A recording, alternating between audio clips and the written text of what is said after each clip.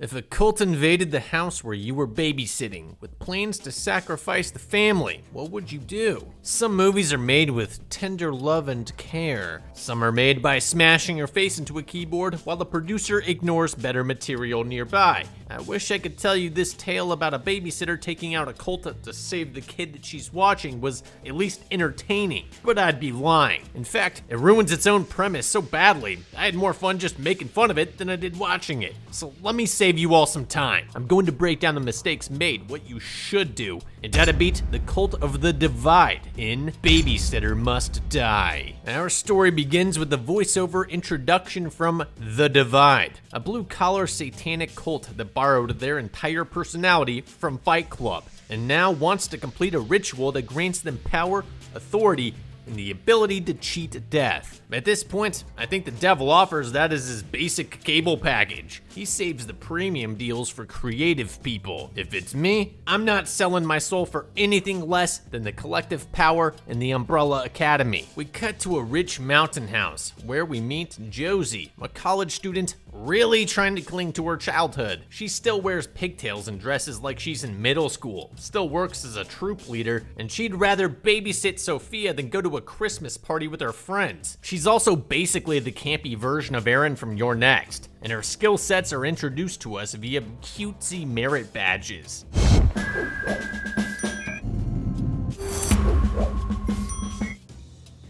Don't tell your parents about that. Night falls and Josie and Sophia lose themselves in a game of hide and seek. Josie gets so into it, she doesn't notice a shadowy third player waiting outside for his chance to join. When the game finally ends, Sophia's parents, Rick and Jen, arrive home with their drunk friend Patch and his girlfriend Sadie, saying they bailed on a lame party. Turns out Sadie knew Josie as a kid and is surprised to see her wearing a belt fashioned from her old camp badges, including ones for cardiology, stealth and concealment, and ventriloquism. Josie makes a limp offer to leave before racing away to start another game of hide and seek with Sophia. This time, Josie's hiding under the dining room table where any 9-year-old will see her. First of all, I thought you wanted to stay. Second, someone needs to revoke her stealth and concealment badge pronto. That or get your head in the freaking game, Josie. While she's hiding, the doorbell rings and Rick answers, taking a sudden, brutal pistol whip to the face from a man outside. The attacker steps in and begins wailing on him until Patch slams a guitar across his back, but that only ticks the intruder off more. The attacker turns, revealing a bandage on his ear marked with the sigil of the cult, and shoots Patch right in front of Sophia. A second attacker enters and slaps Jen to the ground as the cult leader, who's called The Woman in this movie because the filmmakers hate me, enters with the sigil marked on her eye patch. Yeah, none of these guys get names, so I, in my infinite generosity, shall bestow them as I see fit. The woman is Melinda. This guy is Thumb, and this guy is Princess Monster Truck. Melinda sends Jen and Sophia into one room, then grabs Sadie by the hair, takes her to the living room, and executes her. Not you. Then she does the same to Patch. She's not on the list. She doesn't matter. You're not on the list. You don't matter. I bet you're expecting me to give you 100 different ways you can dodge, duck, dip, dive, and dodge the gun aimed at your face. I can't really do that. All those videos online where someone's like grabbing the gun and twisting it back at them at the speed of speed are absolute bullshit. You're gonna wake up in heaven with St. Peter slapping the back of your head. Twisting and taking relies too much on their distance, their grip, their stance, your stance, etc. Most defense experts tell you to just give a mugger your stuff, and in the rare situation where they give you an opening, twist the barrel toward them. But let's be real, you're not doing that. The one exception is this one. You're going to die anyway. Sadie is in the weaker position on the couch. She has terrible leverage, terrible friction working against her. A distraction like, "Who's that?" might give you the split-second distraction you need to grab her wrist and shove it to the side. But if you do that, you're going to want to sweep her legs at the same time. Otherwise, you're going to be in a fist fight with an armed attacker on top of you. Same goes for Patch. Melinda doesn't have to bend down to kill him. She made that mistake, and we can use that against her. Grab her wrist and pull her down in the same movement, but you better be prepared to tear her jugular out with your teeth. And remember, the moment they kill anyone, they have given us 2 pieces of information critical to our survival. The first is that they have entered your home with the explicit intent to harm you. Your job is not to let them. Your job is to survive, even at the cost of their forfeited lives. There is no negotiation, no begging, no hesitation. The second thing that it tells us is that they intend to do things to us. Why? Because they could have just shot us in the head just as easily as our friends. Maybe you'll get lucky and all they want is money, but if you were lucky, you wouldn't be surrounded by house intruders in the first place. Now would you? Leaving you alive means there should now be a ticking countdown clock running in your head. Don't panic. Prepare yourself for the inevitability of a fast, relentless strike against these people, ideally before they start doing things to you. Thumb destroys the family's cell phones while Princess Monster Truck begins unloading the weapons in the kitchen. From her still undiscovered super secret hiding spot under the dining table, Josie watches Princess unroll a set of marked house blueprints and old scrolls. In the dining room, Jen tries to comfort Sophia, then bites Thumb's hand when he tries to put duct tape on her mouth. In response, he temporarily cancels her subscription to consciousness.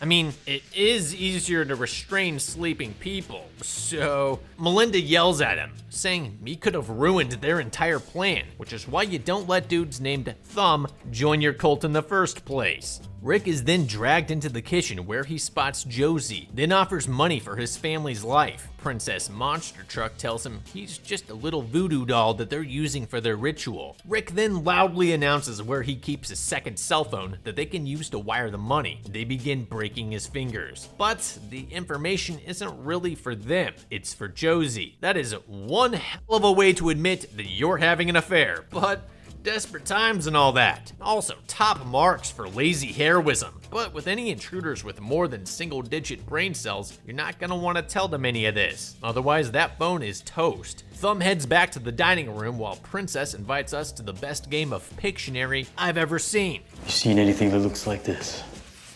Let me guess. Tesseract? No. A slightly melted ice cube? No.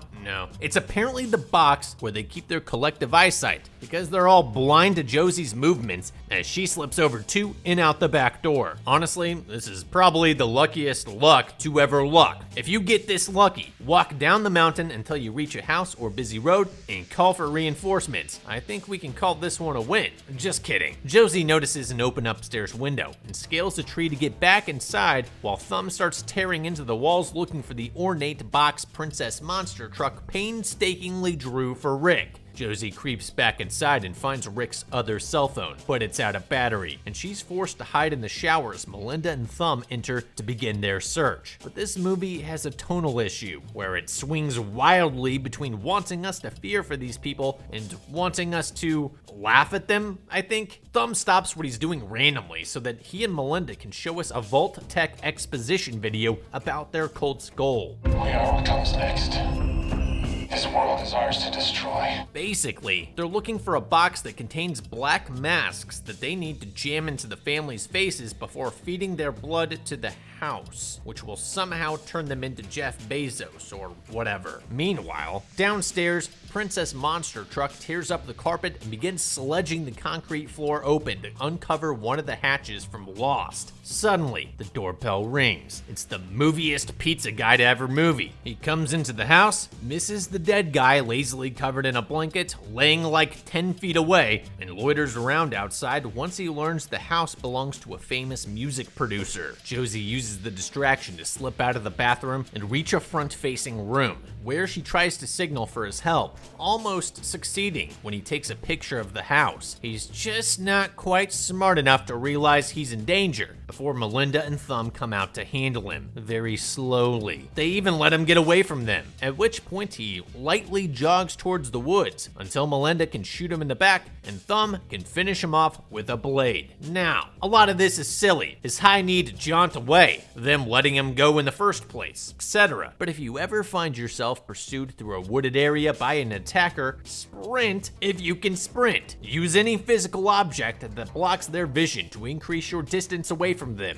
and if you can hide, hide. The problem with being pursued is that you can't keep your eyes on them, while they can keep their eyes on you. Reversing this dynamic is ideal, both if you want to attack or escape. What matters most is losing them, giving them so many options about where to potentially search that they just stop trying, at which point pick a direction that leads you towards a road, but away from their home base, and run. Josie races downstairs just as Princess Monster Truck goes outside, but she doesn't, lock the doors, or untie the two adult members of the family who could help her fight. The bad guys are all outside, What the hell is happening? She then heads upstairs as the electricity cuts out and just wanders around. Dude, your shoes are so loud, the only person who can't hear you coming is the guy with one ear, and you all know where the kitchen is. Grab all the knives at least. The intruders catch her immediately. Thumb literally has his hand poised to snap her neck, and she is saved at the last second because Princess Monster Truck reveals that Jen is dying from cranial hemorrhaging caused by Thumb whipping her head into the table. How does he know this? I don't know. Magic. In any case, the Keeper is a backup for their ritual, which requires 3 people and tie her to a chair in the living room. Then they just leave her alone. She notices a letter opener on the coffee table nearby, just as Sadie suddenly bops back to life at her feet. She asks Sadie to retrieve the knife, even though her hands are very loosely tied to the chair and her legs aren't tied at all. Josie, my brain cells can't take this kind of torture.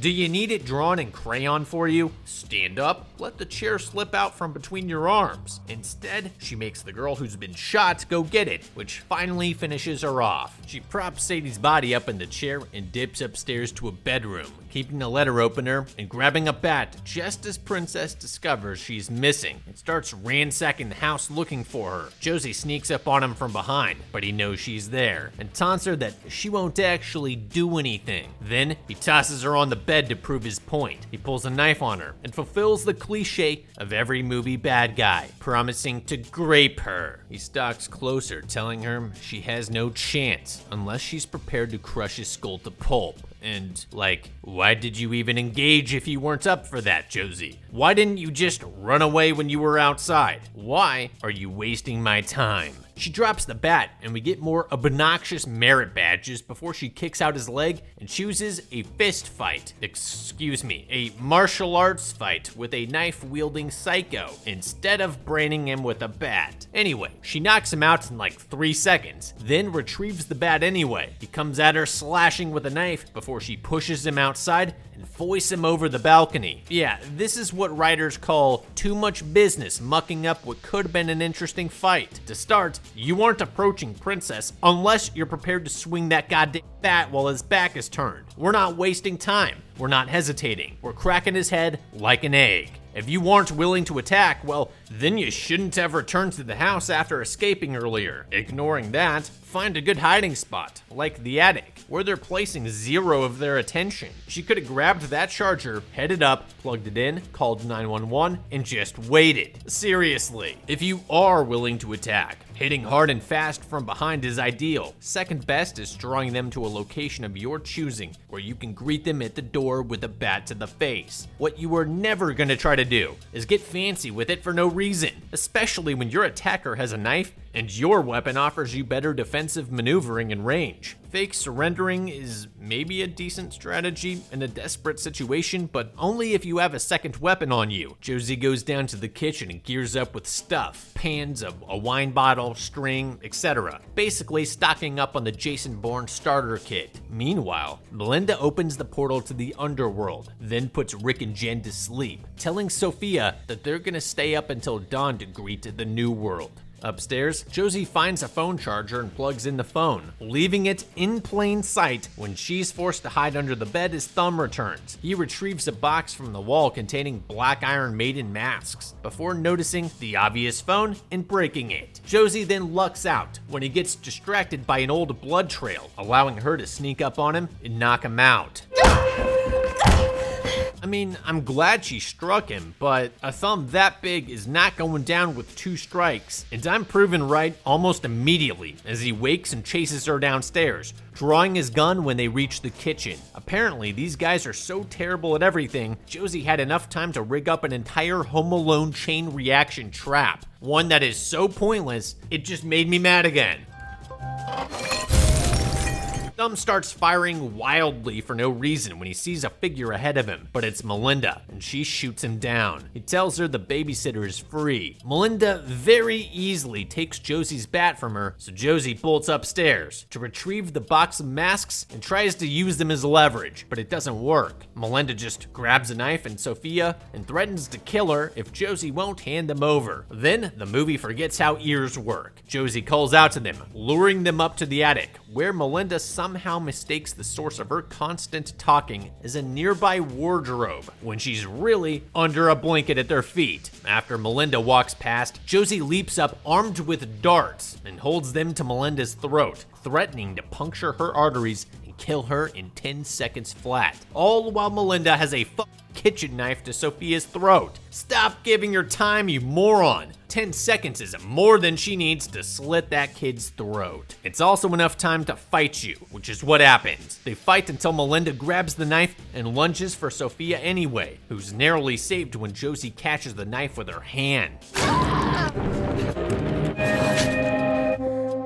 So Dom, you know what doesn't keep you alive? Melodrama. You know what you don't need in your survival movie about home invaders? Melodrama. Killing Melinda comes down to timing and remembering your entire motivation for being here. Melinda has Sophia, so as a general rule, we're going to keep Melinda away from the brat for the duration of this fight. Find a weapon, agree to come down. She won't suspect that you're armed because you have to carry this heavy box with both hands. It doesn't mean you have to bring the masks down. Pretend they're in there. Keep the letter opener in your pocket, and when she goes to grab the box, slam that baby into her remaining eye. If you don't have an edged weapon, find an aerosol can in the bathroom, spray her throat or eyes, then slam the box across her face. Honestly, once she tossed her gun, Josie could have just walked around this staircase out of sight of her and dropped the heavy mask box on her stupid head. In the end, they survive, but Sophia walks away with a new obsession with Marcellus Wallace's soul. Yeah, this was the longest 70-minute movie of my life. For how slow these cult doofuses were, Josie could have easily fled when she got out of the house and reached help before any of the family members died. Once you're battling your home invaders, simple traps, stealth movements, and common sense would have dispatched these posers very quickly. For those reasons, I think Babysitter Must Die was beaten. And remember, the #1 rule of all self-defense, don't try to get fancy with it.